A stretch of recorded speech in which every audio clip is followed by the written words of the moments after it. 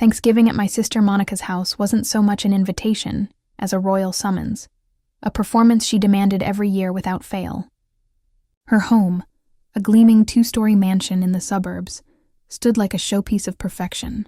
Trimmed hedges, a white porch wrapped in autumn garlands, matching patio furniture, and a front yard so polished it looked like it belonged in a lifestyle magazine.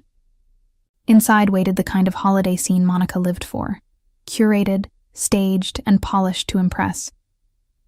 I arrived at 3 on the dot, holding 2 pumpkin pies I'd baked myself. The air smelled of roasted turkey, candles, and expensive perfume. Monica opened the door before I could even knock twice. She stood there in a champagne-colored designer dress that probably cost more than my rent, her hair in perfect waves like she'd just stepped out of a salon. "You're late," she said flatly. Though I wasn't. I'm right on time. "Well, put those in the kitchen. We're using the caterer's desserts, but yours can be backup, just in case." She said it with a smile that didn't touch her eyes. The house was already buzzing with people. Monica's husband, Jeff, his parents, his brother and family, our aunt and uncle, and of course, her 4 kids who dashed through the halls in matching outfits. There were about 20 guests total, every one of them dressed like they were attending a country club dinner rather than a family holiday. My slacks and sweater felt suddenly too plain, and I caught Jeff's mother's polite frown as she looked me over. "Oh, you're here," she said softly, as if surprised the help had shown up. Monica was in her element, commanding the living room like a general in battle. She told Hannah, her oldest, where to place the wine glasses, corrected the caterer's table layout, and fussed with the silverware until everything looked photo-ready. The dining table shimmered under the chandelier, covered in china I didn't recognize, polished crystal, and little place cards tucked into silver holders. I found my name card near the far end of the table, right beside the children's section. While everyone else had adults beside them, I got 8-year-old Tyler. "Can I help with anything?" I asked Monica as she passed by. "No," she said briskly, without looking up. "The caterers have everything handled. Just try to stay out of the way, okay?" So I stood quietly in the corner, sipping my wine, watching everyone else talk and laugh like I wasn't even there. Jeff's father was bragging about his golf handicap. His mother was showing pictures from their luxury cruise, and the kids were glued to their tablets, giggling and swiping. I looked at those kids and thought about how I'd been paying for those tablets, their tuition, and half their lifestyle without anyone in that room knowing. 4 years ago, Monica had called me in tears. "We can't make the tuition payments. Jeff's investment failed. They're threatening to remove the kids from Lakewood Academy."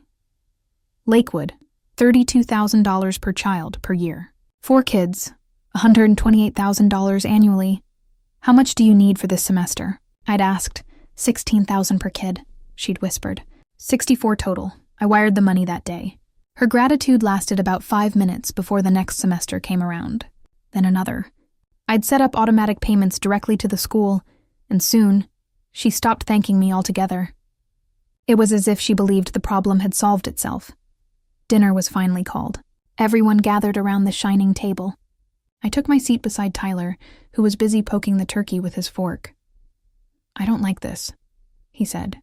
"Why isn't there chicken nuggets?" Monica raised her glass, smiling like a movie star. "I'm so thankful for our beautiful family," she began, her voice ringing through the room. "For all our blessings and for everything we've worked so hard to build." Everyone murmured agreement. Jeff squeezed her hand. "Worked so hard," I thought. "Sure, hard enough to let someone else pay for your 4 private school educations." The meal began. Catered turkey, buttered rolls, delicate salads, and perfect little desserts in glass dishes. I ate quietly while conversation flowed over me. Jeff's mother bragged about their cruise. Monica chimed in about Hannah's violin recital and their upcoming ski trip. "The facilities at Lakewood are just outstanding," Jeff's mother said. "You must be so proud." "Oh, we are," Monica said, smiling like she built the school herself. "It's worth every sacrifice to give them the best." I took a slow sip of wine and said nothing. Hannah, the 15-year-old, was scrolling through her phone under the table, despite Monica's strict no phones at dinner rule. "Mom," she said suddenly, "Madison's family is going to Aspen for winter break. Can we go too? We'll see, sweetheart. We're already doing the ski trip. But Aspen's where everyone goes.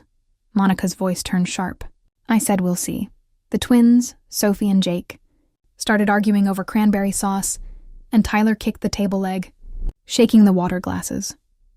Then the servers began passing out printed menus, thick cards with gold lettering detailing each course, Monica's special touch. The server placed one in front of me, but Tyler snatched it first. Aunt Claire doesn't need one, he said loudly. Monica's head whipped around. Tyler, give that back. But you said... He looked at his mother, confused. It's fine, I said quickly. I can see what's on the table. No, Tyler continued, firm now. You said maids eat in the kitchen. You said Aunt Claire is like the help. That's why she doesn't dress nice. The room froze. Every fork and glass seemed to stop midair. Monica's cheeks turned red. Tyler, that's not... You did say that, he interrupted, his small voice gaining confidence. You said Aunt Claire can't afford nice things and that people like her eat in the kitchen with the staff. He threw the menu across the table. It hit my chest and slid into my lap. There, maids eat in the kitchen, he said proudly. Monica's jaw dropped. Jeff's mother folded her napkin neatly. Well, she said after a pause, there are different levels in every family. It's just natural. Jeff's father grunted in agreement. Some people are workers. Some are achievers. Nothing wrong with that. The air felt heavy. Claire, Monica began, her voice shaky. Tyler shouldn't have thrown that, but you do prefer simpler things. Maybe you'd be more comfortable eating in the kitchen. Less pressure. That's where you belong, Hannah added softly, not even glancing up from her phone. Mom says you're basically poor. Hannah, Monica snapped, but it sounded half-hearted. You do say that, Sophie piped up. You said Aunt Claire's poor, and that's why she drives that old car. All eyes turned toward me. Some pitying, some smug, some pretending to be shocked but secretly satisfied. I folded my napkin slowly and stood. Claire. Don't be dramatic, Monica said quickly. The kids don't understand. I'm leaving, I said. Oh, come on. You're being too sensitive. It's just a misunderstanding. I walked to the kitchen, grabbed my pumpkin pies from the counter, my backup desserts, and slipped out the side door. No one followed. From my car, I could see through the dining room window. They had already gone back to eating. Monica was smiling again, probably rewriting my exit as overreaction. Tyler was laughing. Hannah had her phone out again. The show went on. When I got home to my modest apartment, small, old, but comfortable, I sat at my table and opened my laptop. Monica would call my place sad, but I'd lived there for 8 years by choice. I could afford far more. My software consulting income was steady and strong. 6 figures, great benefits. But every year, $128,000 of it had gone to Lakewood Academy, for 4 children who'd been taught that I was the maid. I opened my bank account, scrolled to the automatic payments, and canceled all 4 tuition transfers, $10,667 each, per month. Then I drafted an email to Lakewood's billing office. Please be advised that I will no longer be covering tuition for Hannah. Sophie, Jake, and Tyler Morrison, effective immediately. All future payments are the responsibility of the parents. Thank you. I hit send. At 7:00 a.m. the next morning, my phone began ringing. Monica's number. I let it go to voicemail. She called again at 7:15, then 7:30, then 8:00, and finally, a text. Call me now.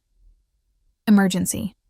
I didn't respond. At 8:30, an unfamiliar number flashed on my screen.